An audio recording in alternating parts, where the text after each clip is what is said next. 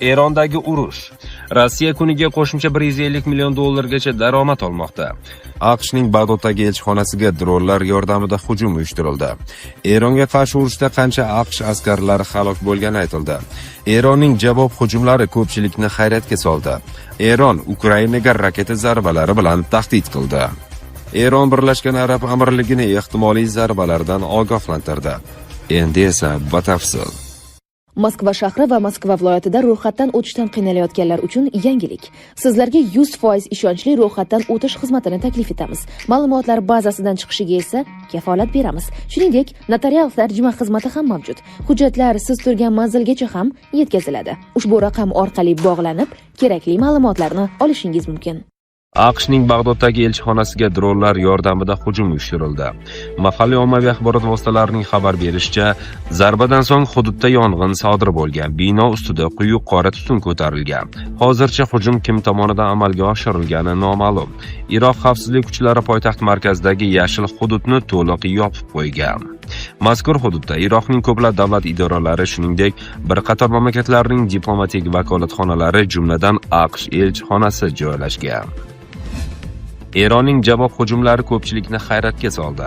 Xabarlarga ko'ra, Tehron Ko'rfaz davlatlariga 3000 dan ortiq raketa va dron uchirgan. Isroilga esa yuzlab raketa yo'llagan. Biroq sobiq amerikalik amaldor shunday dedi: kamroq resurslar bilan eronliklar erishgan natijaga hech kim erishmagan. Aytilishicha, arzon shahid dronlari, radar tizimlari, portlar, harbiy bazalar, neft nishonlariga juda aniq zarbalar berishda katta rol o'ynagan. AQSh amaldorlari ham tan olgan. Biz ularning bunchalik kuch va samaradorlik bilan javob qaytarishini kutmagan edik, deydi AQSh amaldori. Erondagi urush. Rossiya kuniga qo'shimcha $150 million daromad olmoqda. Yaqin Sharqdagi urush fonida neft narxlarining oshishi tufayli Rossiya kuniga qo'shimcha $150 million daromad olmoqda. Financial Times hisob-kitoblariga ko'ra, Rossiya byudjeti hozirda rejalashtirilgan tushumlardan tashqari kuniga taxminan $150 million daromad olmoqda. Bu haqda UNN xabar qilgan. Hormuz bo'g'ozi yopilganidan keyin Hindiston va Xitoy tomonidan Rossiya neftiga talab oshgan. Nashrning qayd etishicha, mojaroning dastlabki 12 kunida Rossiyaning neftdan olgan daromadlari 1.3-1.9 milliard dollarga oshgan. Agar neft narxi bir barrel uchun $70-80 darajasida saqlanib qolsa, mart oyida Rossiya byudjetiga qo'shimcha daromadlar 3.3-4.9 milliard dollarni tashkil etishi mumkin. AQSh Hindistonga Rossiya neftini sotib olishni ko'paytirishga vaqtincha ruxsat berganidan so'ng, Hind kompaniyalari yangi shartnomalar tuzishni faollashtirdi. FT ma'lumotlariga ko'ra, atigi 5 kun ichida ular taxminan 30 million barrel yetkazib berishga kelishib olgan. Eron Ukrainaga raketa zarbalari bilan tahdid qildi. Eron agar Ukraina Isroilga harbiy yordam ko'rsatishni, xususan dronlar yetkazib berishni davom ettirsa, ushbu mamlakatga raketa zarbalari berishni boshlaydi. Bu haqda Eron parlamenti Milliy xavfsizlik komissiyasi raisi Ibrohim Aziziy o'zining X ijtimoiy tarmoqdagi sahifasida ma'lum qildi. Isroil rejimini dronlar bilan qo'llab-quvvatlayotgan va propagandalikka yuz tutgan Ukraina amalda urushga aralashib qoldi.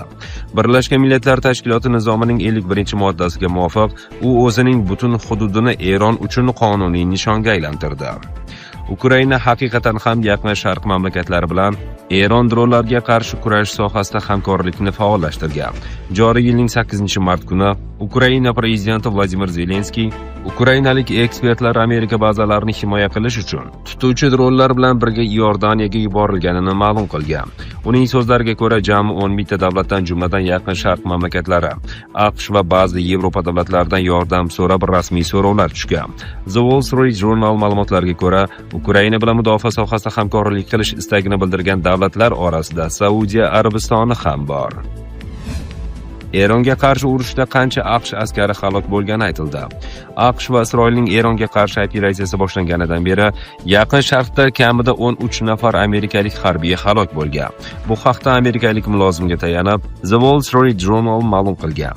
Nashrning yozishicha, 10 nafar harbiy xizmatchi og'ir yaralangan. Yana 200 ga yaqini yengil jarohat olgan bo'lib, ulardan 170 nafari allaqachon xizmatga qaytgan. Bungacha Fransiya prezidenti Emmanuel Macron Iroq Kurdistonining Erbil shahri yaqinidagi harbiy bazaga Eron tomonidan uyushtirilgan hujum paytida bir nafar fransuz harbiysi halok bo'lganini ham ma'lum qilgan. Shuningdek, 8-mart kuni Isroil ham Livan janubida 2 nafar askari halok bo'lganini xabar qildi. Isroil mudofaa kuchlari ma'lumotiga ko'ra, bular Hizbulloh bilan jangovar harakatlar qayta tiklanganidan beri harbiylar orasidagi ilk qurbonlardir. Eron Birlashgan Arab Amirligini ehtimoliy zarbalardan ogohlantirdi. AQSh Xarkov va Abu Musa orollariga hujum qilganidan so'ng Eron Birlashgan Arab Amirliklari hududidagi Amerika nishonlariga zarba berilishi mumkinligi haqida ogohlantirdi. Bu haqda Tasnim xabar qilgan. Eron harbiy qo'mondonligining Qatam al-Anbiya markaziy shtabi rasmiy vakili Ibrohim Zulfug'oriyning so'zlariga ko'ra, Amerika kuchlari Eronning Abu Musa oroliga va Xark orolining bir qismiga raketa zarbalari bergan. Biz Birlashgan Arab Amirligi rahbariyatiga shuni ma'lum qilamizki, Eron o'z suverenitet va hududlarini himoya qilish uchun Amerika raketalari uchirilayotgan dengiz portlariga, shuningdek Birlashgan Arab Amirligining qator shaharlarida Amerika harbiylari joylashgan va yashiringan manzillarga zarba berishni o'zining qonuniy huquqi deb hisoblaydi. Shuningdek, u Birlashgan Arab Amirligi aholisini potensial talofatlardan saqlanish uchun portlar va Amerika harbiylari bo'lishi mumkin bo'lgan joylarni tark etishga chaqirgan.